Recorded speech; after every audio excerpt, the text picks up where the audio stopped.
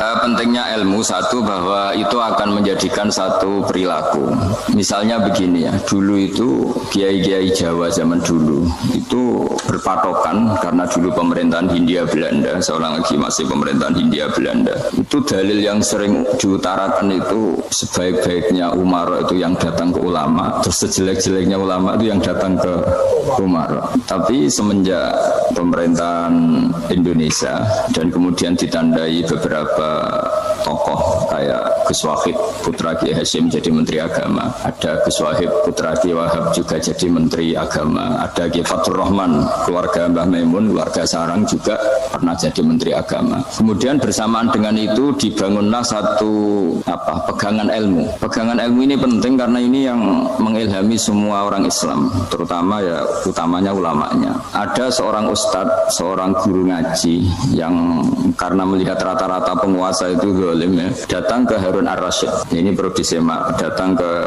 Khalifatullah atau Amirul Mukminin Harun Ar-Rasyid. Karena beliau seorang raja tentu terduga lah, atau ya umumnya atau gimana lah istilahnya, itu ya rata-rata ya agak seenaknya namanya raja, namanya penguasa. Ini dalam pikiran ustadz itu, tidak mesti dalam fakta.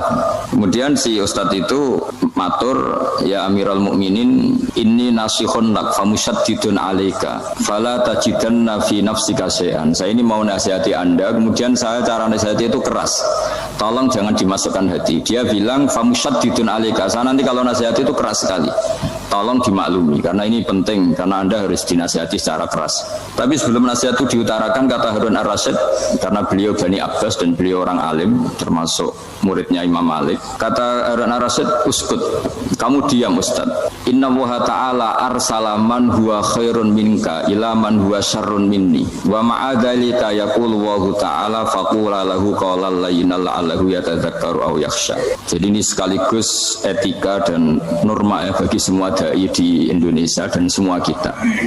Wahai Ustadz, kamu diam. Allah Ta'ala itu ngutus orang yang lebih baik ketimbang kamu, yaitu Nabi Musa, ke orang yang lebih jelek ketimbang saya, yaitu ke Fir'aun. Itu saja harus pakai etika, faqula lahu qawlan layyinan. Kamu harus ngomong yang halus. Jadi intinya ini Harun Ar-Rasyid komplain, kamu itu kalau jadi Ustadz ngaji kira-kira gitu. Jadi betapa baiknya orang dulu memahami Quran. Jadi Quran itu dibaca, kemudian kita mungkin baca terus jadi cerita, mungkin ada yang baca jadi perilaku, ada yang baca kemudian itu mengilhami, membentuk. Nah kira-kira itulah yang membentuk kiai-kiai alim di NU, di beberapa pesantren maupun orang-orang alim di luar NU. Asal ngajinya dan bacanya seperti kita, pasti seperti itu. Karena cara berpikir tadi sudah, jadi akhirnya si Ustadz tadi keluar dan minta maaf, anta a'lamu minni, ternyata engkau lebih alim ketimbang saya.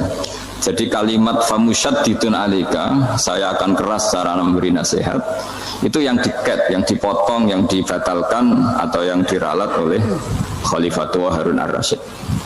Yaitu dikatakan inna Allaha ta'ala arsala man huwa khairun minka ila man huwa syarrun minni. Yaitu Allah mengutus orang yang lebih baik ketimbang kamu, yaitu Nabi Musa, ke orang yang lebih jelek ketimbang saya, yaitu Fir'aun. Itu pun harus faqula lahu qawlan layyinan. Cara berdakwah harus dengan kata-kata yang halus, yang lembut, yang indah. Dan dengan kata-kata itu diharapkan la'allahu yatadzakkaru aw yakhsha, semoga yang didakwai menjadi ingat. Sehingga dengan kemampuan ilmiah seperti ini menjadi pegangan bersama bahwa kita sebagai dai atau sebagai tetangga atau sebagai sama-sama warga Indonesia, bawaan kita memang harus faqula lahu qawlan layyinan la'allahu yatadzakkaru aw yakhsha. Kemudian dalam disiplin ilmu yang lain, halus itu tidak kuat. Angin itu ya halus, tapi kalau di manage itu jadi kekuatan yang dahsyat. Begitu juga air dan sebagainya. Sehingga tidak perlu khawatir terus kalau dakwah halus itu tidak punya efek yang signifikan. Tidak juga. Allah Ta'ala itu pengelola angin. Angin itu kekuatannya dahsyat, sehingga Nabi Sulaiman dikasih kekuatan angin dan bisa terbang kemana-mana. Kemudian sekarang jadi teknologi yang banyak memanfaatkan angin, mulai rem, mulai apa saja. Sehingga dari cerita saya ini kemudian terus kiai-kiai itu membentuk dakwah termasuk di ekonomi dengan cara yang rileks. Nah, cara rileks itu satu tentu dimulai dengan ilmu. Misalnya begini, saya beri contoh. Ketika ada orang melafadzkan kalimat la ilaha illallah, tiada Tuhan selain Allah. Kemudian kalimat ini mungkin kalau orang NU baca itu rutin ya, karena kiainya kelamaan ya yang ikut sambil tidur ya. Kalau tahlil itu disebut kiai tertentu itu mesti yang belakang wah suwi itu kalau kiai itu lama itu. Nah kiainya juga karena jadi lakon ya kan lebih semangat karena pegang mic. Biasanya gitu di NU itu kalau khotib mesti semangat karena pegang mic, yang dengerin mesti ngantuk karena monoton gitu. Karena yang mendengerin sudah tahu pasti nyuruh baik meninggalkan yang jelek, jadi ilmunya sudah disimpulkan dulu. Setiap yang tidur di masjid mesti tak tanya kenapa tidur, ilmunya tidak ada perkembangan, Gus, nyuruh yang baik meninggalkan yang jelek. Tapi kalau ilmunya agak ada perubahan kan dengar semua pasti nyuruh yang jelek meninggalkan yang baik. Karena watak manusia itu agak-agak suka fitnah, itu suka geger. Tapi kalau monoton itu mesti enggak itu. Tapi yang menjadi pegangan kita, saya ulang lagi, itu ilmu dulu. Saya ulang lagi itu dulu. Saya berkali-kali menyontohkan, kalau ada orang kafir, orang yang tidak bersyahadat 70 tahun, kemudian dia bersyahadat sekali saja di akhir hayatnya, itu kata Allah, qulil ladzina kafaru iyyantahu yughfar lahum ma qad salaf. Katakan ke mereka yang kafir, jika dia mau bersyahadat, itu masa lalunya diampuni semua. Sehingga kedahsyatan kalimat ini luar biasa. Orang yang kafir 70 tahun saja barokahnya la ilaha illallah ini dosanya bisa diampuni semua.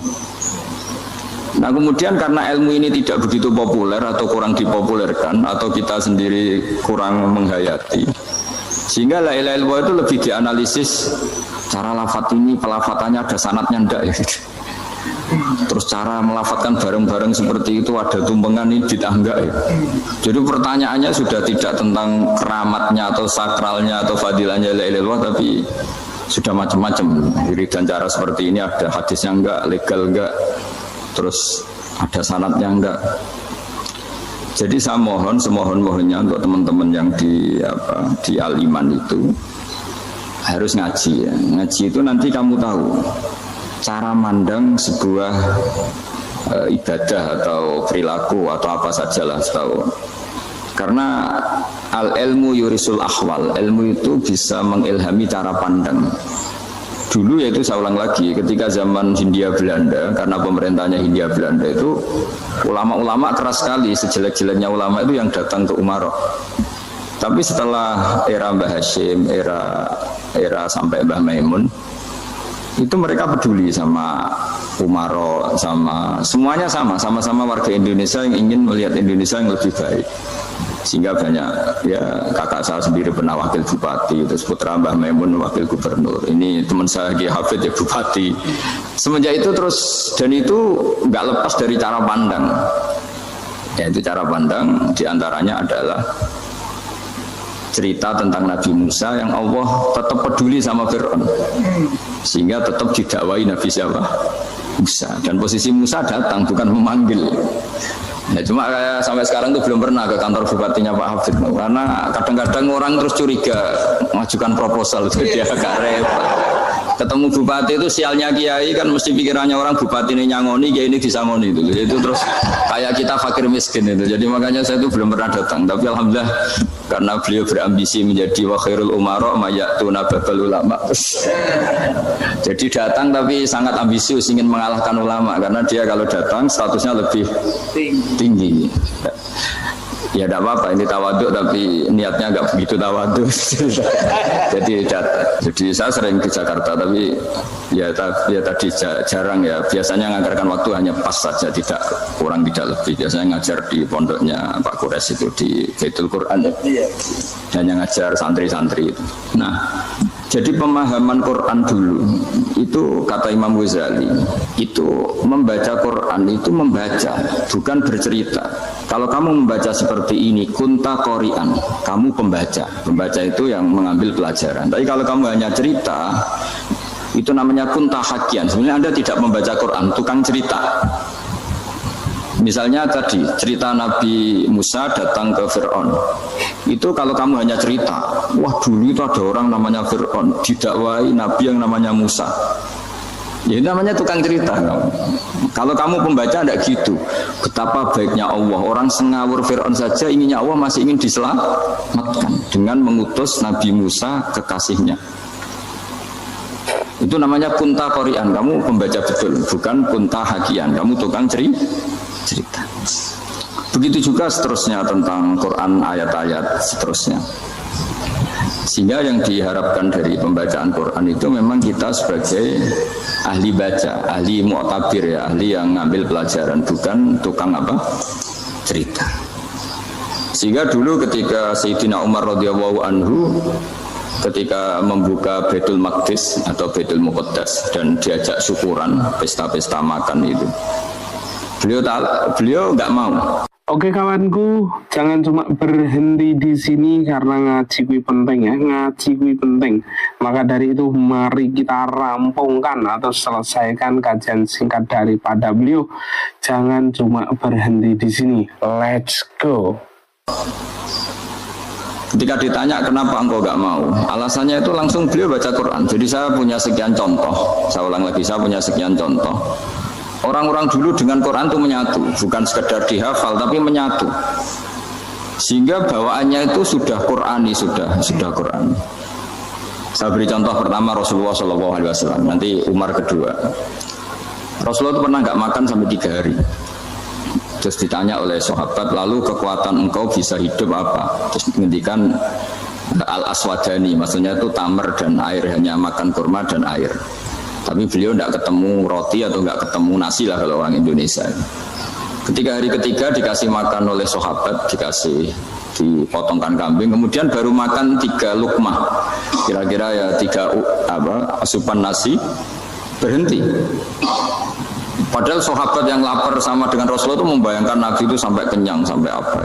Tapi ketika ditanya, seperti ini pun nanti ada hisabnya. Walatus alunna yauma idzin anin naim. Jadi acara makan-makan gini itu nanti ada hisabnya. Nabi nangis. Hanya sahabat nggak jadi nerusin makan. Jadi ketakutan orang dulu sama ketika Sayyidina Umar dijak pesta ketika memenangkan Baitul Maqdis itu. Inna wa ta'ala ayyara qauman. Allah itu mengkritik sebuah komunitas kaum karena apa? Adhabtum thayyibatikum fi hayatikum ad-dunya wastamta'tum biha. Kamu adalah orang-orang yang jatah nikmat kamu sudah kamu habiskan di dunia. Adhabtum itu kalian habiskan jatah kenikmatan kamu di dunia. Wastamta'tum biha, kamu di dunia sudah berpuas-puas. Maka jatah Anda sekarang di akhirat habis. Sehingga Sayyidina Umar enggak mau pesta-pesta karena takut jatah nikmatnya habis. Kata beliau terus astabqi thayyibati, akan saya sisakan sisi-sisi kebaikan saya supaya enggak habis. Corong Jawa itu jadi entek-entekno biar jatahnya masih. Sehingga di dunia kiai itu ya meskipun saya akrab bupati, akrab mungkin wakil gubernur, saya itu ya jarang ketemu. Karena kalau orang Jawa bawaannya ketemu ya makan-makan, guyon-guyon. Nak keterusan ras mlebu swarga. Makanya saya pastikan Pak Yusuf Mansur ke sini tidak akan saya jamin, biar aja, biar jatahnya masih. Jadi ini bukan karena saya bakhil, biar jatahnya masih. Medit menyelamatkan. Ya, jadi itu ilmunya kiai. Nah, efek dari ilmu ini dahsyat. Kalau Anda berpikir tentang nasib Anda di akhirat, nanti bawaannya juga tidak akan mudah menyalahkan orang lain, tidak akan menghakimi orang lain karena sibuk dengan dirinya sendiri, tapi tidak dengan makna egois, tapi makna orang baik itu siapa? Orang yang sibuk dengan aib pada dirinya, dengan kekurangan pada dirinya, saking sibuknya mikir aibnya sendiri, tidak sempat mengoreksi aibnya orang lain. Itu awal ilmu. Ilmu itu tidak dimulai dari larangan. Kalau larangan karuan, tidak termasuk ahli surga, orang yang suka mengadu domba, tidak termasuk orang baik yang cari kesalahan orang lain. Itu namanya pelarangan. Tapi ilmu itu di atas nahi, di atas pelarangan itu. Kamu punya kesadaran bahwa kamu itu yang penting selamat dulu, jangan memikirkan orang lain. Dengan makna bukan egois, tapi dengan makna supaya tidak menyalahkan orang lain. Nah, saya termasuk ya boleh dikatakan kiai lah yang paling fanatik bahwa semuanya itu harus dimulai dari ilmu. Ya saya ulang lagi, dimulai dari ilmu. Nah, dari sini kemudian saya berharap Indonesia menjadi damai, menjadi baik. Itu bukan karena kita baik-baik banget ya, tidak mungkin kita ada nabi, tapi karena sudah sibuk dengan memikirkan kesalahan diri sendiri. Sehingga misalnya kita baca Quran, Rabbana zalamna anfusana, lalu kita langsung ingat betapa hubungan kita dengan Allah itu harus ikrar dulu, merasa zalim dulu, merasa salah dulu. Nah kalau semua orang merasa salah di depan Allah itu mesti bawaannya nggak mudah menyalahkan orang lain, karena kita bilang Rabbana zalamna anfusana. Nah itulah ilmu-ilmu yang mungkin banyak membaca Quran tapi hanya baca, atau kalau baca ini tok disebut al-haki, ahli cerita. Yang dibutuhkan tuh al-qari, pembaca kemudian mu'tabir, kemudian mau beriktibar, seperti yang dilakukan tadi Harun ar-Rasyid tadi. Inna wa ta'ala arsala man huwa khairun minka ila man huwa syarrun minni wa ma'adzalika yaqulu wa ta'ala faqula lahu qawlal layyinan. Ini kamu tidak usah memaksakan musyaddid keras sama saya, karena Allah Ta'ala telah mengutus orang lebih baik ketimbang kamu, yaitu Nabi Musa, ke orang yang lebih jelek ketimbang saya, yaitu Fir'aun. Itu saja harus beretika. Faqula lahu qawlal layyinan la'allahu yatadzakkaru aw yakhsha. Dan alhamdulillah bawaan kita sebagai orang timur atau orang Jawa itu kalau mau ngandani orang itu halus sekali. Di antara bentuk kehalusan kata-kata diceritakan di ayat lain ketika Nabi Musa ketemu Fir'aun. Dawuhnya begini, fakul apa itu yang di juz 30 yang juz 30 ini yang bagian dari, kan tadi hanya fakul lahu qaulal layyinan. Lahu qaulal layyinan itu bentuknya apa? Ya, bentuknya apa? Itu Nabi Musa disuruh ngendikan sama Fir'aun. Apakah kamu mau saya nasihati? Fakul halaka ila antazakka. Halaka itu pilihan, hal itu istifham, laka itu otoritatif. Jadi betapa santonya kalimat itu, fakul halaka ila antazakka. Jadi kalau dimaknani model Pak Hafid, model saya ngaji di sarang itu, halaka onoto iku kedue siro, berhak bagi kamu, berhak bagi anda. Apakah anda berhak loh mendapat nasihat supaya anda jadi orang yang lebih baik? Halaka ila antazakka. Jadi tidak kalimat perintah, tapi kalimat pilihan. Apa engkau mau saya beri nasihat? Wahdiyaka ila rabbika fatakhsha. Dan saya beritahu kamu tentang Tuhan, dan kemudian kamu menjadi orang yang baik, fatakhsha, orang yang punya khasyah, punya. Jadi kayak apa kalimatnya itu? Napa jenengan kerso? Itu kalau orang Jogja, orang-orang daerah-daerah yang berada nyugui tamu itu kan, ayo makan-makan. Itu kan kayak tamunya itu kelaparan. Masa Pak Yusuf Mansur kelaparan? Tidak mungkin kan? Masa Ustaz terkenal kelaparan kan? Tidak mungkin itu. Monggo, napa jenengan ngersakno? Karena bisa saja tamunya itu tidak kerso, mungkin karena darah tinggi, mungkin karena takut dianggap fakir miskin, macam-macam kan orang enggak. Itu kalimatnya itu halaka ila antazakka. Kayak apa indahnya dakwah. Halaka ila antazakka. Itu ada kata laka itu ya terserah jenengan mau enggak. Wa ahdiyaka ila rabbika fatakhsha. Nah, itu yang disebut membaca. Kunta qori'an la hakian. Anda benar-benar membaca Quran, bukan sekadar penceri. Nah, kemudian ini yang terakhir, saya juga baru, sebenarnya saya itu nggak pernah bilang sanggup itu, tapi Pak Ustadz Zakaria itu GR terus sampai tadi pagi itu saya belum tahu kalau ada acara ini. Ya karena saya kiai, jadi kalau kiai itu kan ingatnya sama Allah saja, kalau sama manusia itu rontok-rontok lali gitu. Itu bukan memaksa, ya memang lupa sejauh mana sih pentingnya manusia, kan tidak penting cara ilmu tasawuf itu. Tapi karena ini titipan Rasulullah SAW terus menjadi penting kan, dititipi umat gak jenengan itu. Ya, sudah ngaji ngatur kiai ribet itu. Kiai ini biasa ngaji kan, kiainya yang ngatur, santri ini enggak. Pak Yai ngaji tanggal ini jam ini, itu kan mengabaikan semua aktivitas kiai. Padahal jam ini mungkin saya punya jam, mungkin jalan-jalan atau ngaji atau mutolaah atau munajat. Gara-gara Pak Zakaria ini terus Mas Tamam ini yang provokasi. Harus ngaji di jam ini, tema ini. Saya itu kalau ngaji ditentukan tema itu, ini memang saya agak keras di bab ini. Itu kayak ibarat gini loh. Saya ini dokter, kemudian ada orang yang sakitnya itu jantung, terus bilang ke saya, Pak dokter sembuhkan kukul saya. Wong penyakit ekstrimnya itu jantung, kok bila disembuhkan apa? Kukul. Kan gak penting, sembuh tidak sembuh, kukul itu kan gak penting. Jerawat itu. Kiai itu tahu kesalahan paling fatal manusia itu akidah. Tapi kadang-kadang mintanya ilmu yang tidak akidah, yang gak penting. Jadi kadang-kadang kiai itu ya digurui betul betul kalau di Indonesia. Misalnya ini tidak nyindir loh, memang marah betul kalau di bab-bab seperti ini. Tapi ini biar jadi ilmu masif, ilmu yang general. Saya ulang lagi ya, Anda jadi dokter, tahu pasien Anda ini penyakit jantung kronis atau sudah fatal lah sudah. Terus orang itu bilang, Pak Yai, itu Pak dokter, tolong obati kulit saya supaya tidak jerawatan. Kamu bilang ini orang aneh enggak? Aneh kan? Nah, kiai juga gitu. Saya sering itu ada orang mau haji itu, Gus doain saya jadi haji mabrur. Pernah belajar haji Pak? Dereng Mas. Mungkin enggak orang belum belajar nyupir terus kemudian minta didoain, Gus saya mau nyupir doain selamat. Nyupir aja enggak bisa kok minta doa selamat. Harusnya urutannya kan belajar dulu baru minta doa. Tapi kali ini aliman bener ngajaknya akidah dulu, ahli sunnah. Nah itu bener karena akidah itu hal yang prinsip memang harus. Kalau kebetulan nggak bener taruh visi betul. Untungnya kalau temanya bener. Jadi saya mohon ke seluruh orang-orang yang mau ngaji ke kiai itu tema itu biar yang milih kiai supaya tahu prioritas yang harus benahin. Jangan tema yang kita yang milih. Jangan-jangan tema yang kita pilih itu tidak mendesak atau tidak penting. Ini bukan apa-apa, ini saking ingin baik saya ya, keinginan baik saya supaya dulu zaman sahabat ya gitu. Kalau ada pertanyaan salah sama Nabi dibenerin, cuma Nabi terlalu bijak, cara benerin tuh enak. Kalau saya karena tidak Nabi saja ya agak kasar kan, kalau tidak Nabi tidak wajib bener terus, yang wajib bener terus itu Nabi. Saya beri contoh, Nabi itu ngendikan tentang kiamat. Kiamat itu dahsyat, mengerikan gini-gini. Kalau pikirannya orang kampung itu begini, Nabi ini aneh. Cerita kiamat dahsyat tapi nggak ada tanggalnya, nggak ada tahunnya. Harusnya ada dong, biar kita bisa persiapan. Sehingga Nabi disomasi di tengah-tengah khutbah itu, ya Rasulullah mata sa'ah. Nah, karena ini orang Bedui, Nabi nggak dengerin, maju ulang lagi. Mata sa'ah ya Rasulullah.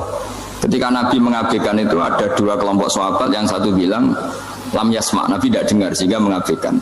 Yang kedua bilang sami'a wa kariha, Nabi sebenarnya mendengar tapi tidak berkenan. Tapi diulang lagi ketiganya, ya Rasulullah mata sa'ah. Akhirnya Nabi jawab, mau tidak mau, karena kalau enggak ya dia namanya orang Bedui ngomong terus.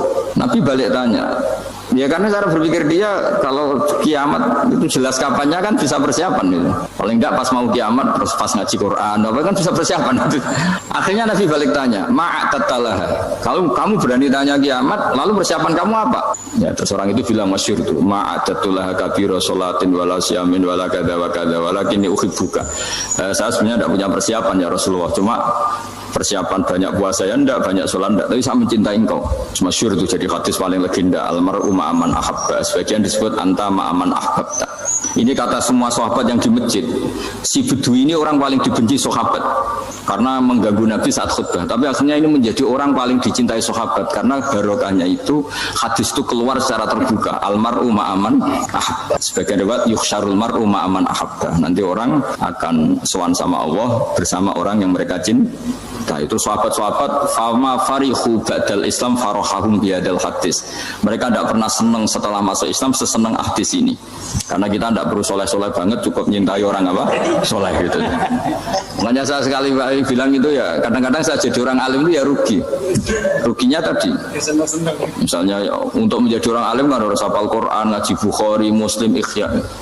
Ternyata pengumuman kedua orang nggak bisa apa-apa, gelombang kedua para pecinta, waduh itu kan repot ya. Jadi kita yang jadi orang alim susahnya bukan main, ternyata disaingi pengumuman kedua dan para pecintanya, wah itu kan akhirnya ketemu orang-orang nggak jelas tadi itu. Nah itu ya termasuk farah dalam Islam, farhatul aibin. Jadi senang itu di Islam itu ibadah. Ya qul bi fadlillah wa bi rahmati fa bidzalika falyafrahu. Senang itu diperintahkan Allah. Saya tuh sering di kamar kadang itu nyun sewu kayak gatelan gitu, apa itu. Ya agak kukur-kukur terus merengut saja malu. Malu saya itu dilihat Allah kok kayak agak ridho itu malu. Ya kayak tadi lah, kamu dikasih rumah gratis, kemudian pas yang ngasih datang kamu kelihatan cemberut, itu yang ngasih kan mangkel. Jadi dikasih gratis masih cemberut. Sama hubungan kita dengan Allah itu semuanya dikasih gratis. Makanya tabassum, senyum itu ibadah. Kita yang nekuni ilmu hadis, betapa hebatnya Nabi ngendikan, kalau kamu tidak bisa ibadah yang berat-berat, cukup ibadah senyum. Kadang ngendikan tol qati wajin, kamu cukup berwajah yang indah, yang menyenangkan. Tabassum, senyum. Kalau kamu tidak bisa membalas jasanya orang yang ngasih, Minimal kamu senyum, minimal kamu kelihatan seneng gitu. Makanya seneng itu sudah ibadah. Dan sekarang orang untuk seneng aja susah. Karena bawaannya nuntut orang lain supaya kayak keinginan dia, bawaannya nuntut, ya ribet. Kalau gitu ya ribet. Makanya saya bilang al ilmu yurisul ahwal. Ilmu itu diperkuat. Nanti yurisul ahwal. Ilmu itu akan membentuk Anda. Dulu beberapa raja itu ya mau luhur karena jadi raja, punya apa saja. Tapi punya penasihat ulama. Itu nasihat itu sederhana. Ada seorang raja tanya ke kiai, gimana dengan semua kerajaan saya? Wah, padahal dia punya apa saja. Jenengan miskin sekali, itu kerajaan seluas ini, kok bisa ya? Terus ditanya sama si ulama tadi, andaikan Anda di padang pasir, kemudian kalau tidak minum segelas air itu mati, apakah Anda akan membeli segelas air ini dengan semua kerajaan Anda? Oh iya, pasti apapun saya lakukan untuk mendapat satu gelas air. Terus la tafrah bimulkin la yusawi syarbatamain. Kamu jangan bangga dengan kerajaan yang nilainya itu enggak sebanding dengan segelas apa? Air. Akhirnya raja itu mikir, saya tidak jadi raja bisa hidup. Tapi kalau enggak minum air mati. Berarti penting satu gelas air. Akhirnya lama-kelamaan ini anggap kerajaan itu biasa. Ternyata enggak sepenting segelas air. Ya seperti kita lah, misalnya orang nggak punya alpat itu tidak malu. Tapi kalau nggak punya celana itu malu. Kamu mau punya alpat tapi nggak punya celana? Kan nggak mau. Yaitu ilmu. Ilmu itu yurisul akhwal. Ilmu akan melahirkan satu perilaku. Jadi kalau ilmu Anda mantap, pasti syukurnya juga mantap. Gitu. Ya makanya saya termasuk kiai yang selalu mendorong pentingnya ilmu. Bahkan kata Sufyan Ats-Tsauri ngendikan saking pentingnya ilmu ada kata fa'lam annahu la ilaha illallah, dimulai kata fa'lam. Dan saking pentingnya ilmu itu setiap nabi itu status permanennya itu hanya satu, mengajar. Rabbana wab'ats fihim rasulam minhum yatlu 'alaihim ayatik, membacakan ayat-ayat Allah sampai wa yu'allimuhumul kitab, mengajarkan kitab wal hikmah. Bahkan Allah sendiri wasofa dzatahul 'aliyah bi annahu al-muallim. Yaitu Allah ngendikan Ar-Rahmanu 'allamal Qur'an. Jadi betapa hebatnya pengajar. Allah sendiri mensifati dirinya itu Ar-Rahmanu 'allamal Qur'an. Allah itu Maha Rahman yang mengajarkan Quran. Di surat Iqra juga disebutkan Iqra wa rabbukal akram alladzi 'allama bil qalam. Jadi Allah mensifati dirinya sebagai pengajar. Kayak apa pentingnya mengajar? Karena al-ilmu yurisul ahwal. Ilmu ini melahirkan satu sikap. Pernah ada orang hartanya itu habis karena ngobati ibunya. Terus datang ke saya, dia sumpek karena hartanya habis ngobati ibunya. Terus dia bilang, Gus saya ini sekarang sudah miskin karena ibu saya sakit dan harta saya habis untuk ngobati ibu saya. Terus tak guyoni sama saya. On kepen pinter apa kepen goblok? Kepen pinter Gus. Ingin pinter apa ingin goblok? Katanya ingin pinter. Kalau ingin pinter bahasanya jangan gitu. Harta kamu itu masih di akhirat karena habis untuk ngobati ibu. Bayangkan kalau habis untuk maksiat itu habis betul. Terus dia mulai syukur. Alhamdulillah Gus, harta saya habis secara heroik karena untuk mengobati apa ibu. Sudah pinter dia. Akhirnya miskin sampai sekarang ya tetap pede saja karena masih punya tabungan di akhirat. Dan itu saya terinspirasi oleh ilmu juga. Jadi dulu Sayyidah Aisyah itu pernah nyimpan sepotong daging kambing, disimpan untuk dimakan beliau. Karena beliau mau iftar ya, mau buka atau apa. Singkat cerita, karena bawaan keluarga Nabi itu sakhok, ada orang minta dikasihkan. Suatu saat akhirnya kan habis. Terus Nabi tanya, yang daging tadi di mana? Habis. Terus Nabi cara menjelaskan itu indah sekali. Harta kamu itu baju yang kamu pakai nanti ya rusak, yang kamu makan nanti ya ke WC. Wa tasaddaqta fa abqaita. Memang di semua riwayat itu pakai dhamir mukhatab mudzakkar, meskipun asal usul riwayat itu untuk Sayyidah Aisyah karena untuk umum. Yang kamu sedekahkan tuh yang masih. Kamu jangan bilang kamu sedekahkan tuh yang habis. Yang kamu sedekahkan tuh yang masih. Misalnya saya punya uang 1 miliar misalnya. Terus pernah tak sedekahkan ke fakir miskin atau ke kiai atau ke pondok 1 juta. Itu yang mesti masih karena kadung di luar kekuasaan kita. Kadung lillahi ta'ala. Justru yang masih itu yang potensi nanti untuk hal-hal yang kurang positif. Semenjak itu orang sedekah itu begitu entengnya karena itu yang masih. Ya tapi tentu sarannya yang tepat ya. Saya sekarang sering kampanye sedekah tepat karena misalnya sering saya itu didatangi orang kaya. Saya ini punya uang banyak, ingin punya masjid biar dipakai orang Jumatan. Terus saya bilang, kamu ingin jadi orang baik betul apa baik versi Anda? Baik betul, Gus. Tak ajarin mau, gak tersinggung, mau Gus. Kalau Anda bikin masjid di kampung Anda, masjid terbaik di dunia sekalipun, yang bingung saya ahli fikih. Oh bisa? Kan terjadi 2 Jumatan, nanti sahnya yang mana? Kamu enak aja bikin masjid, kamu bikin masalah baru bagi kiai fikih di daerah kamu. Belum nanti orang terus migrasi ke masjid Anda karena lebih baik, koriknya lebih baik. Kamu membunuh masjid yang lebih tua, itu nggak sopan sekali, masjid itu sudah lebih tua kamu. Akhirnya mikir, nggak usah Gus kalau gitu, sudah apa saja yang penting perintah jenengan gimana. Ya sih. Jadi sedekah itu juga harus dibina supaya kalau orang kan bisa saja kan uang 100 juta itu untuk fakir miskin manfaat, ternyata untuk masjid yang sifatnya aksesoris, untuk lampu yang kristal yang mahal-mahal bukan yang pokok. Itu pentingnya ngaji ya. Jadi lagi-lagi al-ilmu yurisul ahwal. Ilmu itu melahirkan satu sikap. Jadi ketika ada masjid baru, kalau orang nggak bisa ngaji fikih, wow ada masjid baru, masjid banyak. Jadi kalau yang ngaji fikih ngerti ini malah ada masalah baru karena ada ta'addud Jumatan. Gimana hukumnya 2 Jumatan dalam kondisi yang tidak mendesak. Makanya sekarang saya baru kampanye itu. Dulu itu kalau ada masjid banyak itu kan faktornya beda ormas, beda pemahaman atau agak jauh, masih hukum sosial atau bawaan kondisi. Misalnya di dekat UGM itu ada masjid kampung pertama, bawaan masjid karena ada kantor besar, atau bawaan ada pabrik besar, atau ada sekolahan besar. Nah sekarang itu ada pertanyaan baru, ada masjid baru karena ada orang kaya ingin bikin masjid. Itu gimana itu hukum? Ya, tapi kalau orang nggak nekuni fikih itu ya langsung wah bagus untuk bangun masjid. Bagus piye gini sing kangelan memfikihkan tadi. Nah itu ilmu. Jadi kalau yang tidak nekuni fikih itu ya tidak tersiksa, tapi yang nekuni fikih itu pasti tersiksa karena seperti itu tadi. Ya jadi saya mohon di antara cara kita dakwah secara damai itu dimulai dari Robbana Zolamna Anfusana. Itu dipakai Nabi, di redaksinya diganti dengan makna supaya kita per individu matur Allah apa ini zolam tu nafsi zulman kabiron kafiron. Nah bawaannya orang mengaku dolim, mengaku salah itu kan sudah tidak sempat mikir salahnya orang apa lain. Dan dari sini kemudian dia jadi orang yang tawadhu, yang ubudiyah, yang macam-macam.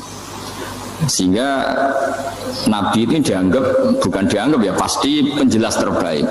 Terus Allah meredaksikan wa ma tuqaddimu li anfusikum min khairin tajiduhu indallah. Apa saja kebaikan yang kamu sudah berikan untuk Allah sampai akhirat itu ya pasti kamu temukan di akhirat. Terus yang terakhir saya beri contoh orang peminta-minta sa'il.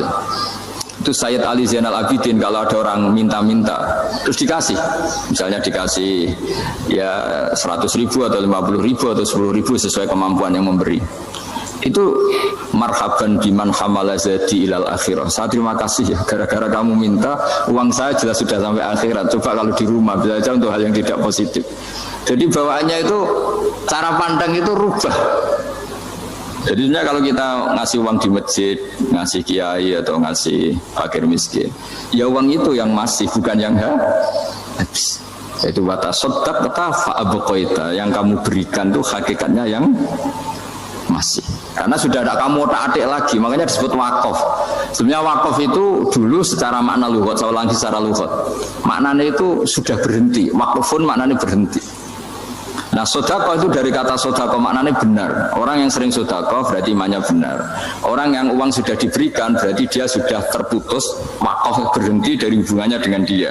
Sudah dikasihkan berarti selesai. Sehingga wakaf dan sodako itu sebenarnya maknanya saling melengkapi. Kemudian orang-orang fikih karena ada disiplin ilmu tertentu, wakaf itu untuk sodako yang permanen, yang abadi, kemudian sedekah untuk infak. Tapi itu kan hanya istilah-istilah dalam disiplin ilmu.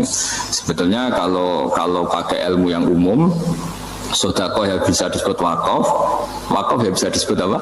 Sedekah. Karena maknanya sedekah itu wakaf. Wakaf itu apa? Qat'u raqabatil malik an hadal mal atau an malih. Hubungan pemilik harta ini terputus dari harta itu. Jadi misalnya saya sudah wakaf tanah ini ke masjid. sudah diterima. Buat saya kepikiran gadekan atau menjual sudah tidak bisa, sudah berhenti di situ saja hubungan saya dengan kepemilikan harta itu. Makanya disebut apa? Wakaf. Dan kalau saya wakaf berarti menunjukkan kebenaran iman saya karena sudah menafkahkan sebagian harta untuk Allah Ta'ala. Itu sodik, sodak. Makanya bahasa Arab itu gampang ya. Kalau sodal qaf, sodako. Orang kalau bayar mahar disebut sodak karena menunjukkan cintanya. Teman yang setia disebut sodik karena ya benar dalam berteman.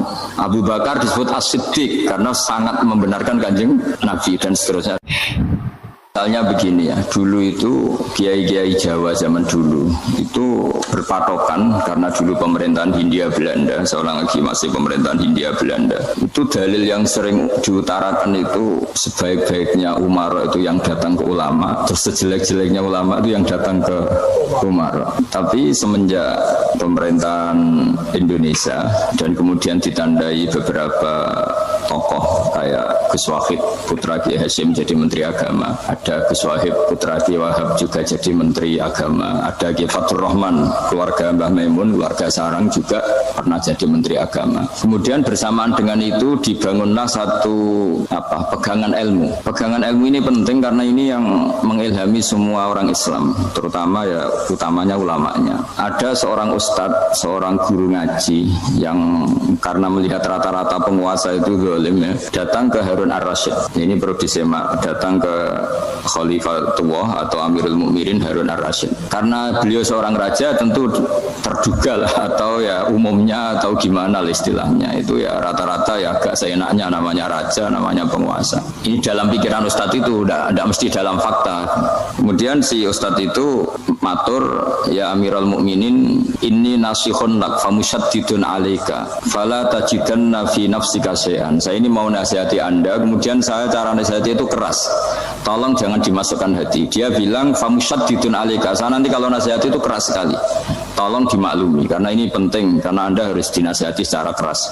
Tapi sebelum nasihat itu diutarakan kata Harun Ar-Rasyid karena beliau Bani Abbas dan beliau orang alim termasuk muridnya Imam Malik. Kata Harun Ar-Rasyid, uskut, kamu diam Ustaz.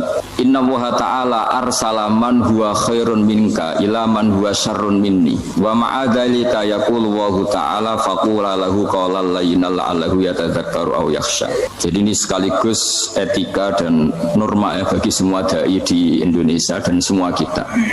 Wahai Ustadz kamu diam. Allah Ta'ala itu ngutus orang yang lebih baik ketimbang kamu, yaitu Nabi Musa, ke orang yang lebih jelek ketimbang saya, yaitu ke Fir'aun. Itu saja harus pakai etika faqula lahu qawlan layyinan. Kamu harus ngomong yang halus. Jadi intinya ini Harun Ar-Rasyid komplain. Kamu itu kalau jadi Ustadz ngaji kira-kira gitu. Jadi betapa baiknya orang dulu memahami Quran. Jadi Quran itu dibaca, kemudian kita mungkin baca terus jadi cerita, mungkin ada yang baca jadi perilaku, ada yang baca kemudian itu mengilhami, membentuk. Nah kira-kira itulah yang membentuk kiai-kiai alim di NU, di beberapa pesantren maupun orang-orang alim di luar NU. Asal ngajinya dan bacanya seperti kita, pasti seperti itu. Karena cara berpikir tadi sudah, jadi akhirnya si Ustadz tadi keluar dan minta maaf, anta a'lamu minni, ternyata engkau lebih alim ketimbang saya. Jadi kalimat famusyaddidun alika, saya akan keras cara memberi nasihat, itu yang diket, yang dipotong, yang dibatalkan atau yang diralat oleh Khalifatullah Harun Ar-Rasyid.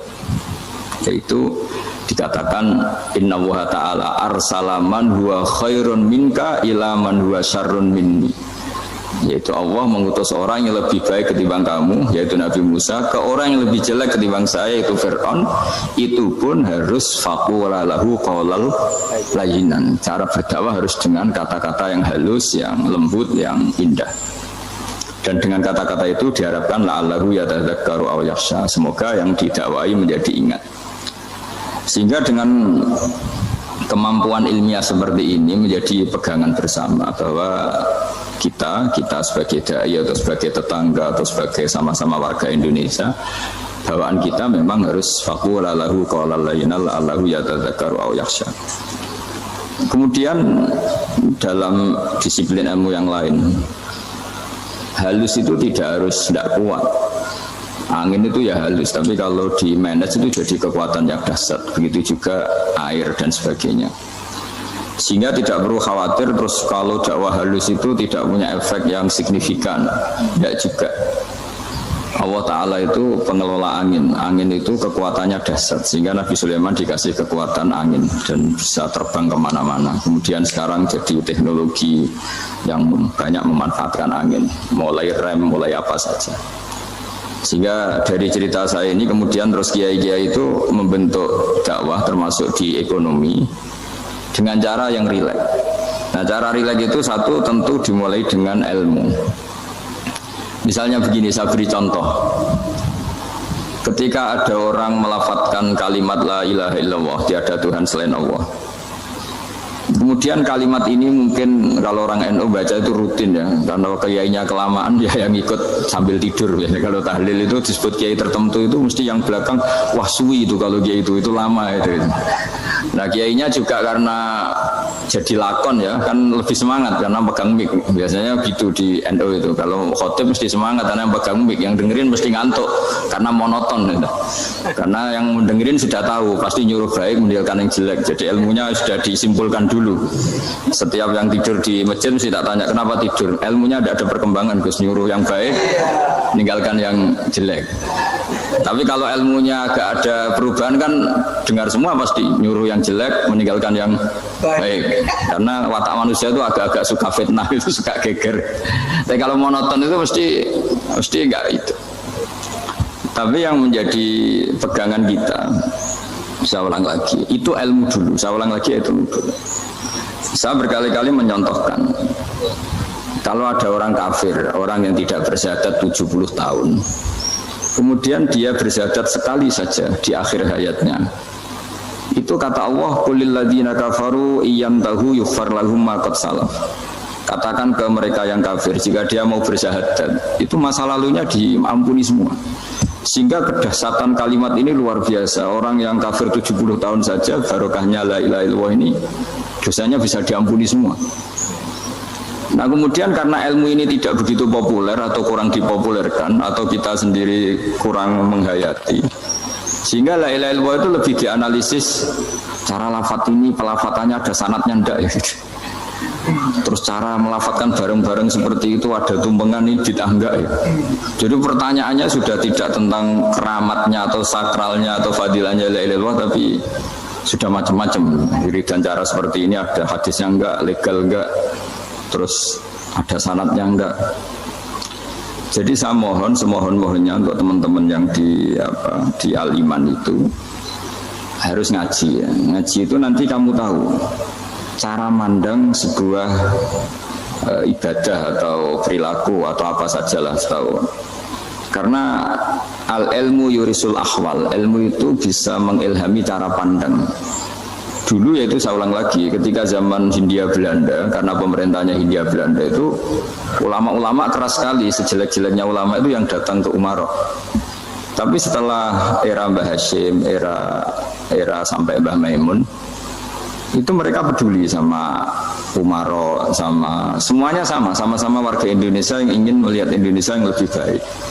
Sehingga banyak ya kakak saya sendiri pernah wakil bupati, terus putra Mbah Maimun wakil gubernur. Ini teman saya Ki Hafid ya bupati. Semenjak itu terus, dan itu nggak lepas dari cara pandang. Yaitu cara pandang diantaranya adalah cerita tentang Nabi Musa yang Allah tetap peduli sama Fir'aun, sehingga tetap didakwai Nabi siapa? Musa. Dan posisi Musa datang bukan memanggil. Nah, cuma kayak sampai sekarang tuh belum pernah ke kantor bupatinya Pak Hafid, karena kadang-kadang orang terus curiga mengajukan proposal jadi agak repot. Ketemu bupati itu sialnya kiai kan mesti pikirannya orang bupati ini nyangoni, kiai ini disangoni itu. Itu terus kayak kita fakir miskin itu. Jadi makanya saya itu belum pernah datang. Tapi alhamdulillah karena beliau berambisi menjadi wa khairul umara mayatuna babal ulama.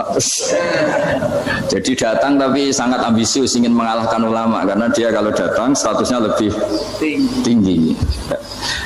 Ya tidak apa-apa, ini tawaduk tapi niatnya agak begitu tawaduk. Jadi saya sering ke Jakarta tapi ya tadi jarang ya. Biasanya ngajarkan waktu hanya pas saja, tidak kurang tidak lebih. Biasanya ngajar di pondoknya Pak Kures itu di Baitul Quran ya. Dan yang ngajar santri-santri itu.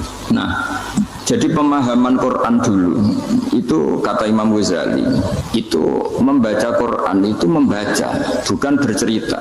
Kalau kamu membaca seperti ini kunta qori'an, kamu pembaca. Pembaca itu yang mengambil pelajaran. Tapi kalau kamu hanya cerita itu namanya kunta hakian. Sebenarnya Anda tidak membaca Quran, tukang cerita. Misalnya tadi cerita Nabi Musa datang ke Fir'aun. Itu kalau kamu hanya cerita, wah dulu itu ada orang namanya Fir'aun didakwai Nabi yang namanya Musa. Ya itu namanya tukang cerita. Kalau kamu pembaca tidak gitu. Betapa baiknya Allah. Orang sengawur Fir'aun saja inginnya Allah masih ingin diselamatkan dengan mengutus Nabi Musa kekasihnya. Itu namanya kunta qori'an. Kamu pembaca betul, bukan kunta hakian. Kamu tukang cerita. Begitu juga seterusnya tentang Quran ayat-ayat seterusnya. Sehingga yang diharapkan dari pembacaan Quran itu memang kita sebagai ahli baca, ahli mu'tabir ya, ahli yang ngambil pelajaran, bukan tukang apa? Cerita. Sehingga dulu ketika Sayyidina Umar radhiyallahu anhu ketika membuka Baitul Maqdis atau Baitul Muqaddas dan diajak syukuran, pesta-pesta makan itu. Beliau nggak mau. Oke kawanku, jangan cuma berhenti di sini karena ngaji kui penting ya, ngaji kui penting. Maka dari itu mari kita rampungkan atau selesaikan kajian singkat daripada beliau. Jangan cuma berhenti di sini. Let's go. Ketika ditanya kenapa engkau nggak mau, alasannya itu langsung beliau baca Quran. Jadi saya punya sekian contoh. Saya ulang lagi, saya punya sekian contoh. Orang-orang dulu dengan Quran itu menyatu, bukan sekedar dihafal tapi menyatu. Sehingga bawaannya itu sudah Qurani, sudah Quran. Saya beri contoh pertama Rasulullah SAW, nanti Umar kedua. Rasulullah itu pernah nggak makan sampai 3 hari. Terus ditanya oleh sahabat, lalu kekuatan engkau bisa hidup apa? Terus menghentikan al-aswadani, maksudnya itu tamar dan air, hanya makan kurma dan air. Tapi beliau tidak ketemu roti atau nggak ketemu nasi lah kalau orang Indonesia.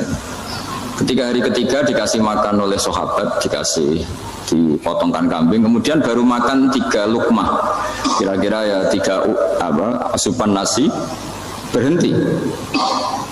Padahal sahabat yang lapar sama dengan Rasulullah itu membayangkan Nabi itu sampai kenyang, sampai apa.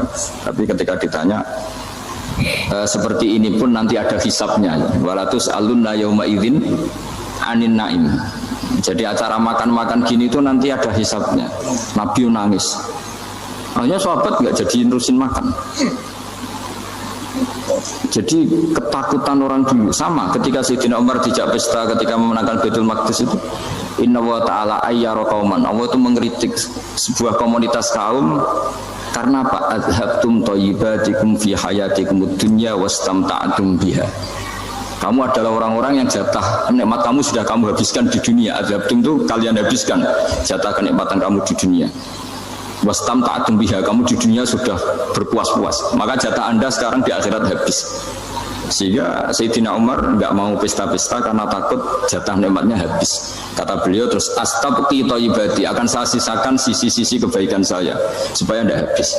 Corong Jawa itu jadi entek-entekno biar jatahnya masih. Sehingga di dunia kiai itu ya meskipun saya akrab bupati, akrab mungkin wakil gubernur, saya itu ya jarang ketemu. Karena kalau orang Jawa bawaannya ketemu ya makan-makan, guyon-guyon. Nak keterusan ras mlebu swarga. Makanya saya pastikan Pak Yusuf Mansur ke sini tidak akan saya jamin, biar aja, biar jatahnya masih. Jadi ini bukan karena saya bakhil, biar jatahnya masih. Medit menyelamatkan. Ya, jadi itu ilmunya kiai. Nah, efek dari ilmu ini dahsyat. Kalau Anda berpikir tentang nasib Anda di akhirat, nanti bawaannya juga tidak akan mudah menyalahkan orang lain, tidak akan menghakimi orang lain karena sibuk dengan dirinya sendiri, tapi tidak dengan makna egois, tapi makna orang baik itu siapa? Orang yang sibuk dengan aib pada dirinya, dengan kekurangan pada dirinya, saking sibuknya mikir aibnya sendiri, tidak sempat mengoreksi aibnya orang lain. Itu awal ilmu. Ilmu itu tidak dimulai dari larangan. Kalau larangan karuan, tidak termasuk ahli surga, orang yang suka mengadu domba, tidak termasuk orang baik yang cari kesalahan orang lain. Itu namanya pelarangan. Tapi ilmu itu di atas nahi, di atas pelarangan itu. Kamu punya kesadaran bahwa kamu itu yang penting selamat dulu, jangan memikirkan orang lain. Dengan makna bukan egois, tapi dengan makna supaya tidak menyalahkan orang lain. Nah, saya termasuk ya boleh dikatakan kiai lah, yang paling fanatik bahwa semuanya itu harus dimulai dari ilmu.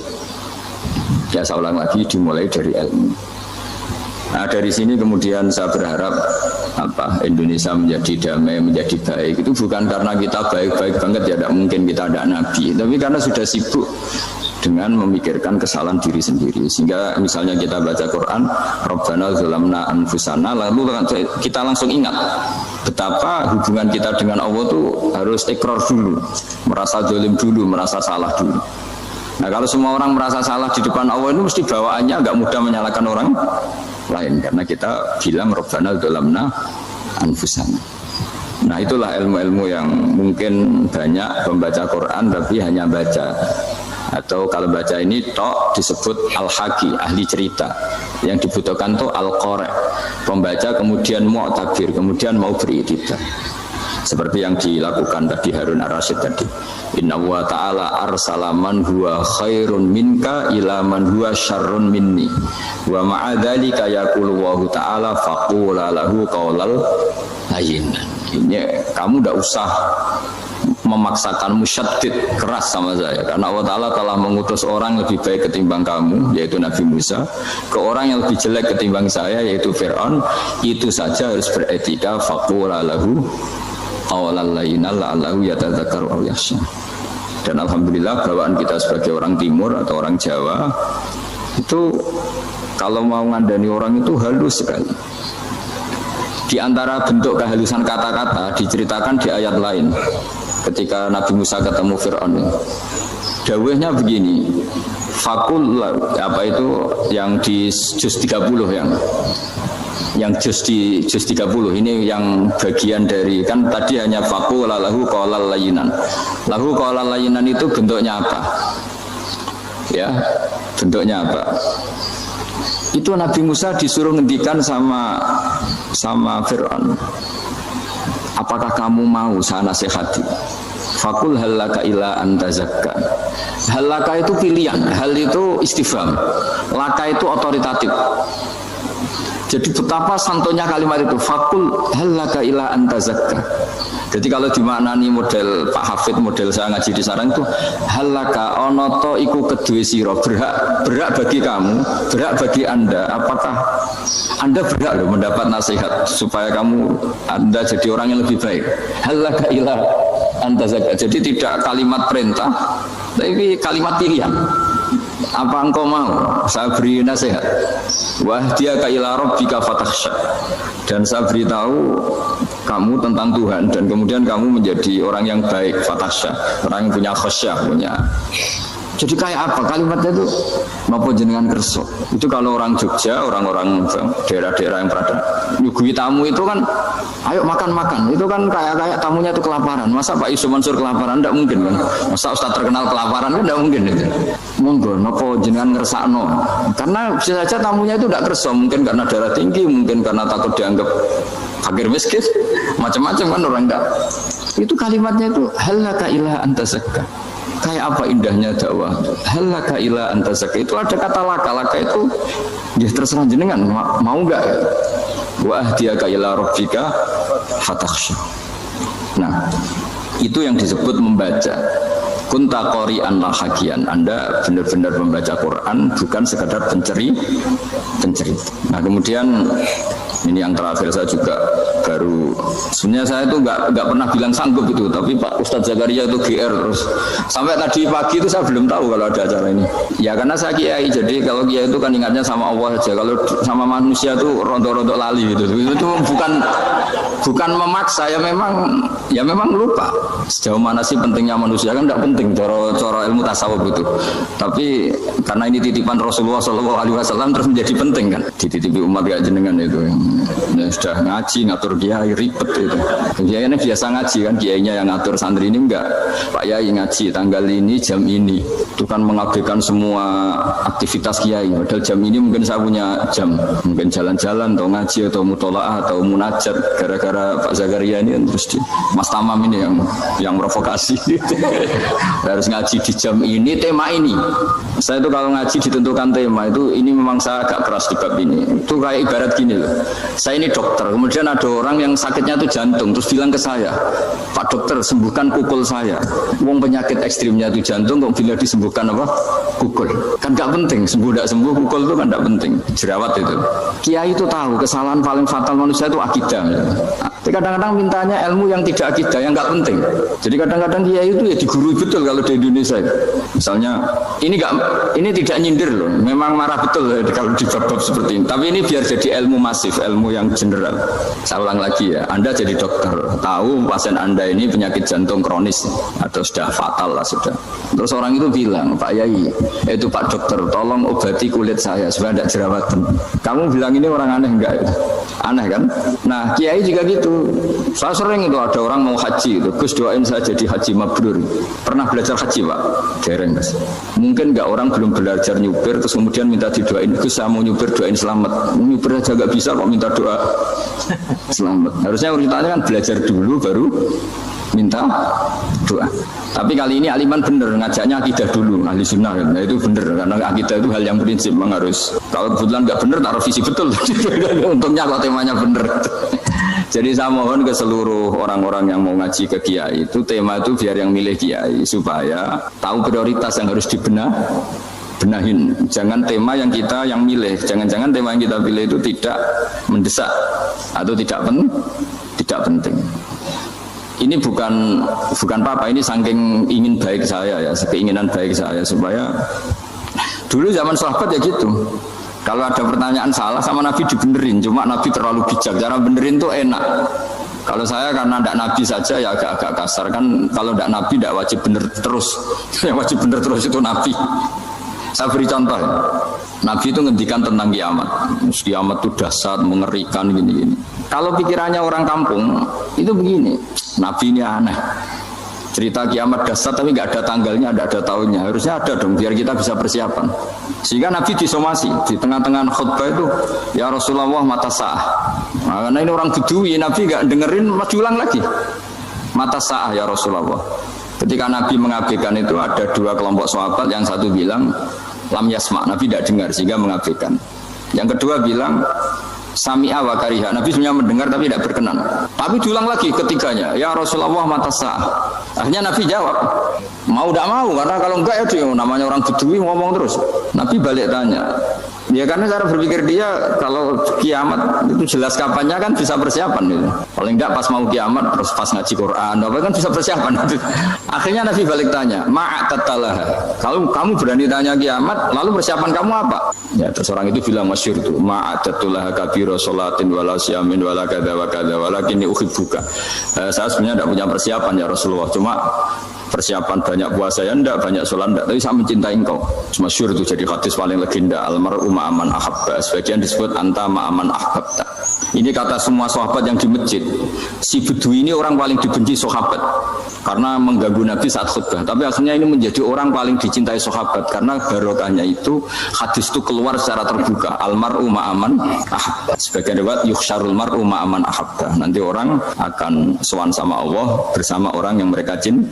Nah, itu sahabat-sahabat fama farihu ba'dal Islam farahahum biadal hadis. Mereka tidak pernah senang setelah masuk Islam sesenang hadis ini. Karena kita tidak perlu soleh-soleh banget, cukup menyintai orang apa? Soleh gitu. Makanya saya sekali bilang itu ya, kadang-kadang saya jadi orang alim itu ya rugi. Ruginya tadi. Misalnya ya, untuk menjadi orang alim kan harus hafal Quran, ngaji Bukhari, Muslim, Ikhya. Ternyata pengumuman kedua orang nggak bisa apa-apa, gelombang kedua para pecinta, waduh, itu kan repot ya. Jadi kita yang jadi orang alim susahnya bukan main, ternyata disaingi pengumuman kedua dan para pecintanya, wah itu kan, akhirnya ketemu orang-orang nggak jelas tadi itu. Nah itu ya termasuk farah dalam Islam, farhatul aibin. Jadi senang itu di Islam itu ibadah. Ya qul bi fadlillah wa bi rahmati fa bidzalika falyafrahu. Senang itu diperintahkan Allah. Saya itu sering di kamar, kadang itu nyun sewu kayak gatelan gitu, apa itu. Ya agak kukur-kukur terus merengut saja malu. Malu saya itu dilihat Allah kok kayak agak ridho itu malu.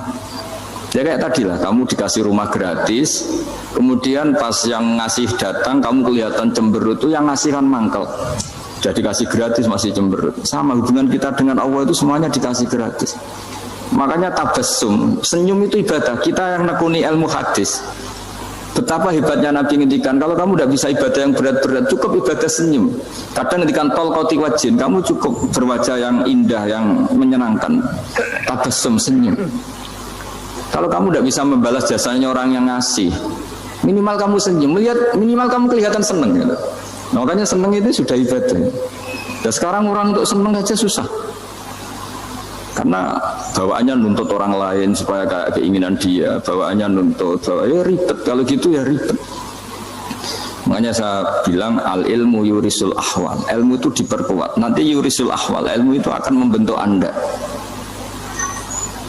Dulu beberapa raja itu ya mau luhur karena jadi raja, punya apa saja. Tapi punya penasihat ulama, itu nasihat itu sederhana. Ada seorang raja tanya ke kiai, gimana dengan semua kerajaan saya? Wah, padahal dia punya apa saja. Jenengan miskin sekali, itu kerajaan seluas ini, kok bisa aja? Terus ditanya sama si ulama tadi, andaikan Anda di padang pasir, kemudian kalau tidak minum segelas air itu mati, apakah Anda akan membeli segelas air ini dengan semua kerajaan Anda? Oh iya, pasti apapun saya lakukan untuk mendapat satu gelas air. Terus la tafrah bimulkin la yusawi syarbatamain. Kamu jangan bangga dengan kerajaan yang nilainya itu enggak sebanding dengan segelas apa? Air. Akhirnya raja itu mikir, saya tidak jadi raja bisa hidup, tapi kalau nggak minum air mati. Berarti penting satu gelas air. Akhirnya lama-kelamaan ini anggap kerajaan itu biasa, ternyata nggak sepenting segelas air. Ya seperti kita lah, misalnya orang nggak punya alpat itu tidak malu, tapi kalau nggak punya celana itu malu. Kamu mau punya alpat tapi nggak punya celana? Kan nggak mau. Yaitu ilmu itu yurisul akhwal. Ilmu akan melahirkan satu perilaku. Jadi kalau ilmu Anda mantap, pasti syukurnya juga mantap gitu. Ya makanya saya termasuk kiai yang selalu mendorong pentingnya ilmu. Bahkan kata Sufyan Ats-Tsauri ngendikan saking pentingnya ilmu, ada kata fa'lam annahu la ilaha illallah, dimulai kata fa'lam. Dan saking pentingnya ilmu itu, setiap nabi itu status permanennya itu hanya satu, mengajar. Rabbana wab'ats fihim rasulam minhum yatlu 'alaihim ayatik, membacakan ayat-ayat Allah, sampai wa yu'allimuhumul kitab, mengajarkan kitab wal hikmah. Bahkan Allah sendiri wasofa dzatahul 'aliyah bi annahu al-muallim. Yaitu Allah ngendikan Ar-Rahmanu 'allamal Qur'an. Jadi betapa hebatnya pengajar. Allah sendiri mensifati dirinya itu Ar-Rahmanu 'allamal Qur'an. Allah itu Maha Rahman yang mengajarkan Quran. Di surat Iqra juga disebutkan Iqra wa rabbukal akram alladzi 'allama bil qalam. Jadi Allah mensifati dirinya sebagai pengajar. Kayak apa pentingnya mengajar? Karena al-ilmu yurisul ahwal. Ilmu ini melahirkan satu sikap. Pernah ada orang hartanya itu habis karena ngobati ibunya. Terus datang ke saya, dia sumpek karena hartanya habis ngobati ibunya. Terus dia bilang, Gus, saya ini sekarang sudah miskin karena ibu saya sakit dan harta saya habis untuk ngobati ibu saya. Terus tak guyoni sama saya, on kepen pinter apa kepen goblok? Kepen pinter Gus. Ingin pinter apa ingin goblok? Katanya ingin pinter. Kalau ingin pinter bahasanya jangan gitu. Harta kamu itu masih di akhirat karena habis untuk ngobati ibu. Bayangkan kalau habis untuk maksiat itu habis betul. Terus dia mulai syukur, alhamdulillah Gus, harta saya habis secara heroik karena untuk mengobati apa ibu. Sudah pinter dia, akhirnya miskin sampai sekarang ya tetap pede saja karena masih punya tabungan di akhirat. Dan itu saya terinspirasi oleh ilmu juga. Jadi dulu Sayyidah Aisyah itu pernah nyimpan sepotong daging kambing, disimpan untuk dimakan beliau. Karena beliau mau iftar ya, mau buka atau apa. Singkat cerita, karena bawaan keluarga Nabi itu sakhok, ada orang minta dikasihkan. Suatu saat akhirnya kan habis. Terus Nabi tanya, yang daging tadi di mana? Habis. Terus Nabi cara menjelaskan itu indah sekali. Harta kamu itu baju yang kamu pakai nanti ya rusak, yang kamu makan nanti ya ke WC. wa tasaddaqta fa abqaita. Memang di semua riwayat itu pakai dhamir mukhatab mudzakkar, meskipun asal usul riwayat itu untuk Sayyidah Aisyah karena untuk umum. Yang kamu sedekahkan tuh yang masih. Kamu jangan bilang kamu sedekahkan tuh yang habis. Yang kamu sedekahkan tuh yang masih. Misalnya saya punya uang 1 miliar misalnya. Terus pernah tak sedekahkan ke fakir miskin atau ke kiai atau ke pondok 100 juta. Itu yang mesti masih karena kadung di luar kekuasaan kita. Kadung lillahi ta'ala. Justru yang masih itu yang potensi nanti untuk hal-hal yang kurang positif. Semenjak itu orang sedekah itu begitu entengnya karena itu yang masih. Ya tapi tentu sarannya yang tepat ya. Saya sekarang sering kampanye sedekah tepat karena misalnya sering saya itu didatangi orang kaya. Saya ini punya uang banyak, ingin punya masjid biar dipakai orang Jumatan. Terus saya bilang, kamu ingin jadi orang baik betul apa baik versi Anda? Baik betul Gus. Tak ajarin mau, gak tersinggung, mau Gus. Kalau Anda bikin masjid di kampung Anda, masjid terbaik di dunia sekalipun, yang bingung saya ahli fikih. Oh bisa? Kan terjadi 2 Jumatan, nanti sahnya yang mana? Kamu enak aja bikin masjid, kamu bikin masalah baru bagi fikih di daerah kamu. Belum nanti orang terus migrasi ke masjid Anda karena lebih baik, koriknya lebih baik. Kamu membunuh masjid yang lebih tua, itu nggak sopan sekali, masjid itu sudah lebih tua kamu.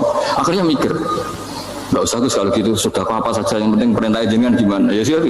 Jadi sedekah itu juga harus dibina supaya kalau orang kan bisa saja kan uang 100 juta itu untuk fakir miskin manfaat, ternyata untuk masjid yang sifatnya aksesoris, untuk lampu yang kristal yang mahal-mahal bukan yang pokok.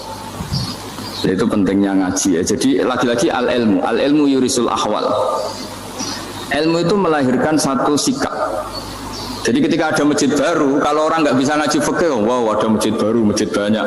Jadi kalau yang ngaji fikih ngerti ini malah ada masalah baru karena ada ta'addud Jumatan. Gimana hukumnya 2 Jumatan dalam kondisi yang tidak mendesak.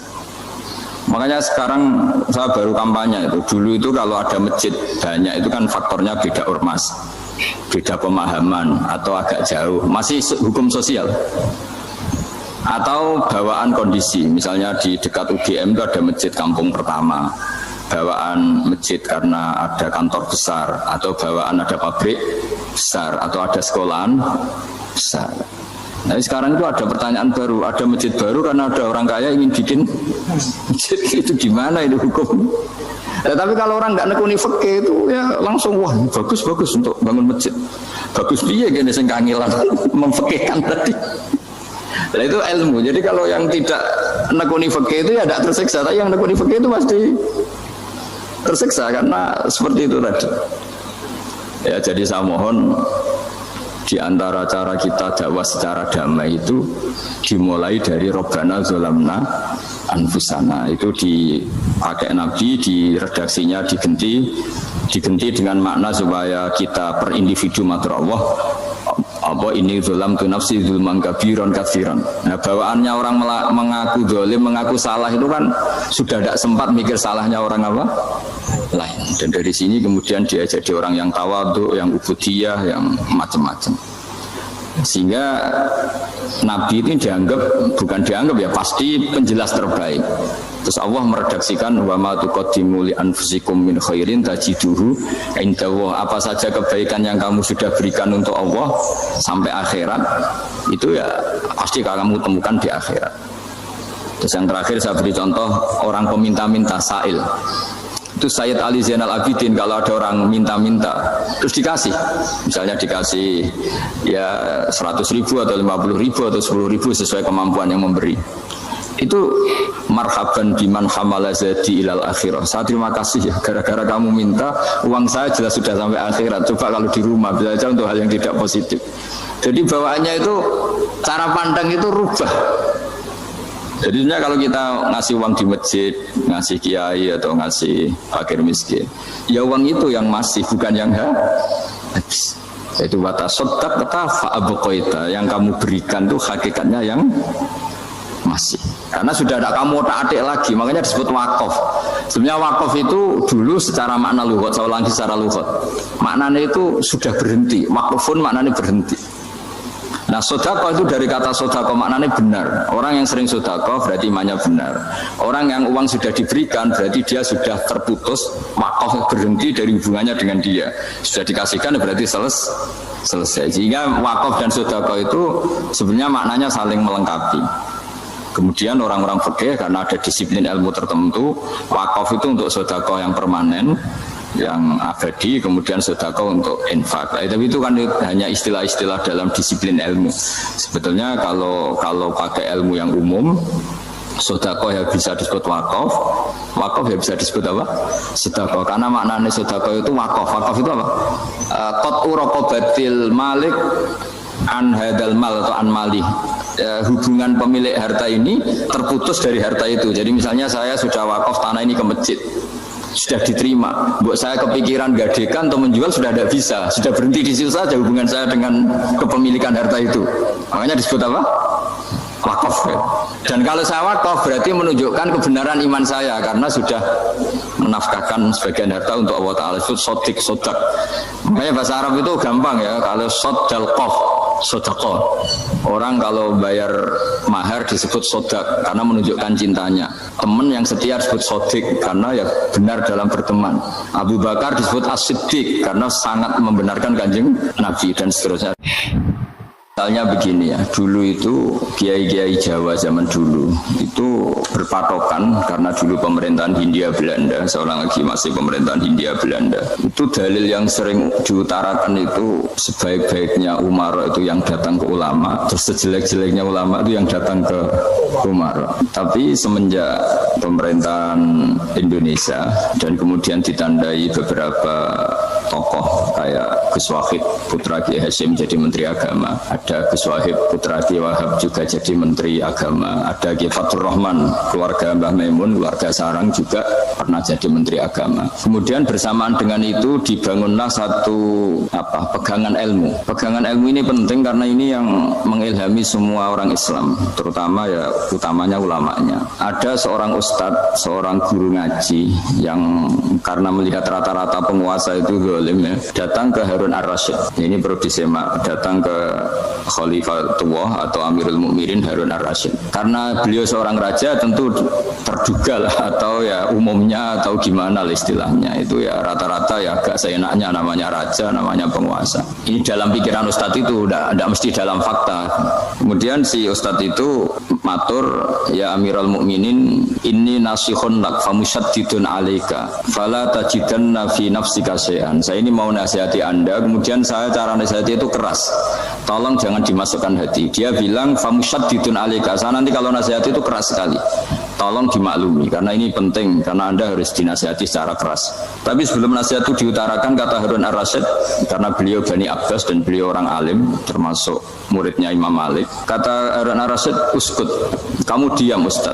Inna Allaha ta'ala arsala man huwa khairun minka ila man huwa syarrun minni wa ma'adhalika yaqulu Allahu ta'ala faqula lahu qawlan layyinal la'allahu yatadzakkaru aw yakhsha. Jadi ini sekaligus etika dan norma ya bagi semua dai di Indonesia dan semua kita. Wahai Ustadz kamu diam. Allah Ta'ala itu ngutus orang yang lebih baik ketimbang kamu, yaitu Nabi Musa, ke orang yang lebih jelek ketimbang saya, yaitu ke Fir'aun. Itu saja harus pakai etika faqula lahu qawlan layyinan. Kamu harus ngomong yang halus. Jadi intinya ini Harun Ar-Rasyid komplain. Kamu itu kalau jadi Ustadz ngaji kira-kira gitu. Jadi betapa baiknya orang dulu memahami Quran. Jadi Quran itu dibaca, kemudian kita mungkin baca terus jadi cerita, mungkin ada yang baca jadi perilaku, ada yang baca kemudian itu mengilhami, membentuk. Nah kira-kira itulah yang membentuk kiai-kiai alim di NU, di beberapa pesantren maupun orang-orang alim di luar NU. Asal ngajinya dan bacanya seperti kita, pasti seperti itu. Karena cara berpikir tadi sudah. Jadi akhirnya si Ustadz tadi keluar dan minta maaf, anta a'lamu minni, ternyata engkau lebih alim ketimbang saya. Jadi kalimat famusyaddidun alika, saya akan keras cara memberi nasihat, itu yang diket, yang dipotong, yang dibatalkan atau yang diralat oleh Khalifatullah Harun Ar-Rasyid. Yaitu dikatakan inna Allaha ta'ala arsala man huwa khairun minka ila man huwa syarrun minni. yaitu Allah mengutus orang yang lebih baik ketimbang kamu, yaitu Nabi Musa, ke orang yang lebih jelek ketimbang saya, yaitu Fir'aun. Itu pun harus faqula lahu qaulal layyinan. Cara berdakwah harus dengan kata-kata yang halus, yang lembut, yang indah. Dan dengan kata-kata itu diharapkan la'allahu yatadzakkaru aw yakhsha, semoga yang didakwai menjadi ingat. Sehingga dengan kemampuan ilmiah seperti ini menjadi pegangan bersama bahwa kita sebagai dai atau sebagai tetangga atau sebagai sama-sama warga Indonesia, bawaan kita memang harus faqula lahu qaulal layyinan la'allahu yatadzakkaru aw yakhsha. Kemudian dalam disiplin ilmu yang lain, halus itu tidak kuat. Angin itu ya halus, tapi kalau di manage itu jadi kekuatan yang dahsyat. Begitu juga air dan sebagainya. Sehingga tidak perlu khawatir terus kalau dakwah halus itu tidak punya efek yang signifikan. Tidak juga. Allah Ta'ala itu pengelola angin. Angin itu kekuatannya dahsyat, sehingga Nabi Sulaiman dikasih kekuatan angin dan bisa terbang kemana-mana. Kemudian sekarang jadi teknologi yang banyak memanfaatkan angin, mulai rem, mulai apa saja. Sehingga dari cerita saya ini kemudian terus kiai-kiai itu membentuk dakwah termasuk di ekonomi dengan cara yang rileks. Nah, cara rileks itu satu tentu dimulai dengan ilmu. Misalnya begini, saya beri contoh. Ketika ada orang melafadzkan kalimat la ilaha illallah, tiada Tuhan selain Allah. Kemudian kalimat ini mungkin kalau orang NU baca itu rutin ya, karena kiainya kelamaan ya yang ikut sambil tidur. Biasanya kalau tahlil itu disebut kiai tertentu itu mesti yang belakang wah suwi itu kalau kiai itu lama itu. Nah kiainya juga karena jadi lakon ya kan lebih semangat karena pegang mic. Biasanya gitu di NU itu kalau khotib mesti semangat karena pegang mic, yang dengerin mesti ngantuk karena monoton gitu. Karena yang mendengerin sudah tahu pasti nyuruh baik meninggalkan yang jelek, jadi ilmunya sudah disimpulkan dulu. Setiap yang tidur di masjid mesti tak tanya kenapa tidur, ilmunya tidak ada perkembangan, Gus, nyuruh yang baik meninggalkan yang jelek. Tapi kalau ilmunya agak ada perubahan kan dengar semua pasti nyuruh yang jelek meninggalkan yang baik. Karena watak manusia itu agak-agak suka fitnah, itu suka geger. Tapi kalau monoton itu mesti enggak itu. Tapi yang menjadi pegangan kita, saya ulang lagi, itu ilmu dulu. Saya ulang lagi itu dulu. Saya berkali-kali menyontohkan, kalau ada orang kafir, orang yang tidak bersyahadat 70 tahun, kemudian dia bersyahadat sekali saja di akhir hayatnya, itu kata Allah, qulil ladzina kafaru iyyantahu yughfar lahum ma qad salaf.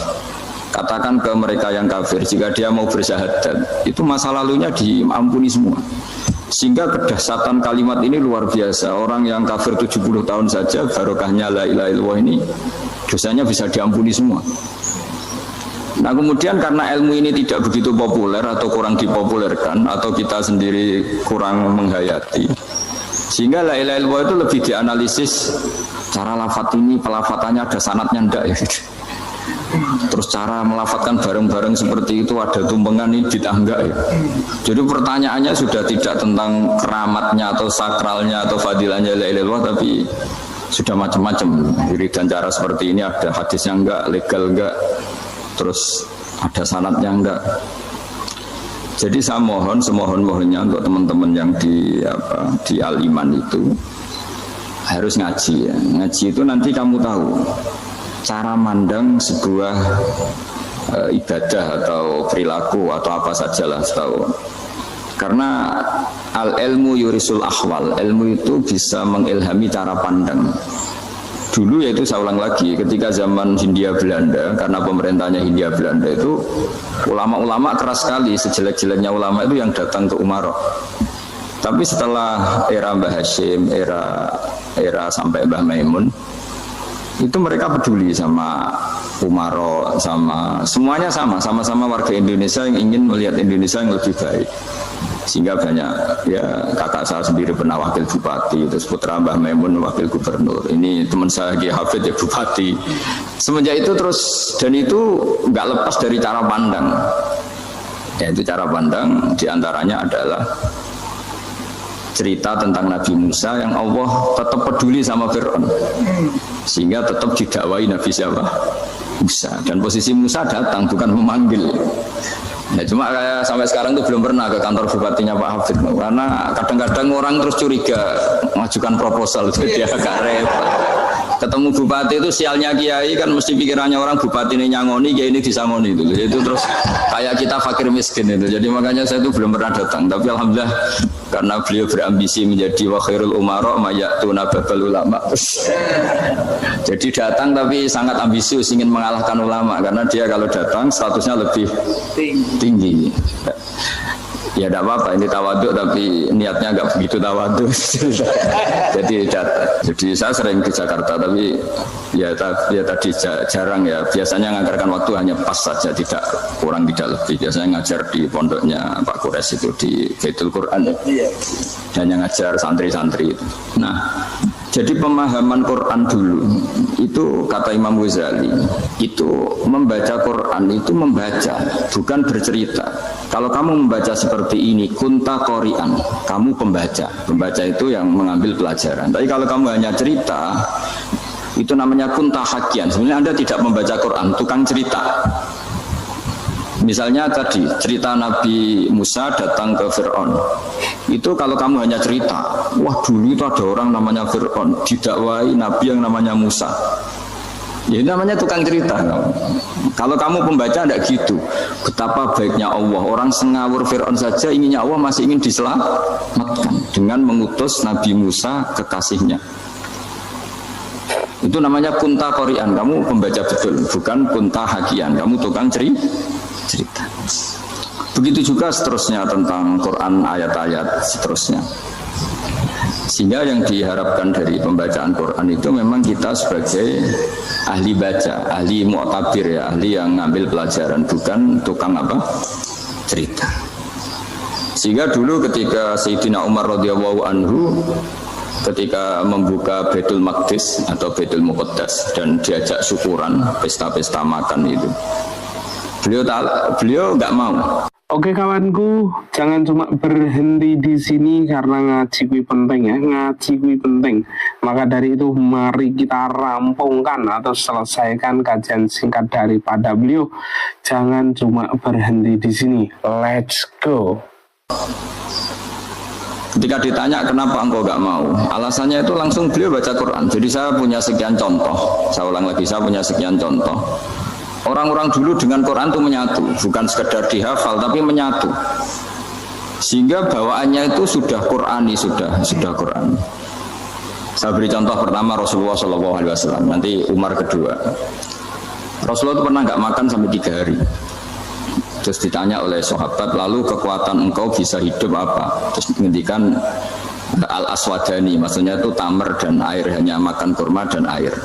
Tapi beliau tidak ketemu roti atau nggak ketemu nasi lah kalau orang Indonesia. Ketika hari ketiga dikasih makan oleh sahabat, dipotongkan kambing, kemudian baru makan 3 lukmah, kira-kira ya 3 asupan nasi, berhenti. Padahal sahabat yang lapar sama dengan Rasulullah itu membayangkan Nabi itu sampai kenyang, sampai apa. Tapi ketika ditanya, seperti ini pun nanti ada hisabnya. Walatus alunna yauma idzin anin naim. Jadi acara makan-makan gini itu nanti ada hisabnya. Nabi nangis. Hanya sahabat nggak jadi nerusin makan. Jadi ketakutan orang dulu sama ketika Sayyidina Umar dijak pesta ketika memenangkan Baitul Maqdis itu. Inna wa ta'ala ayyara qauman. Allah itu mengkritik sebuah komunitas kaum karena apa? Adhabtum thayyibatikum fi hayatikum dunya wastamta'tum biha. Kamu adalah orang-orang yang jatah nikmat kamu sudah kamu habiskan di dunia. Adhabtum itu kalian habiskan jatah kenikmatan kamu di dunia. Wastamta'tum biha, kamu di dunia sudah berpuas-puas. Maka jatah Anda sekarang di akhirat habis. Sehingga Sayyidina Umar nggak mau pesta-pesta karena takut jatah nikmatnya habis. Kata beliau terus astabqi thayyibati, akan saya sisakan sisi-sisi kebaikan saya supaya tidak habis. Corong Jawa itu jadi entek-entekno biar jatahnya masih. Sehingga di dunia kiai itu ya meskipun saya akrab bupati, akrab mungkin wakil gubernur, saya itu ya jarang ketemu. Karena kalau orang Jawa bawaannya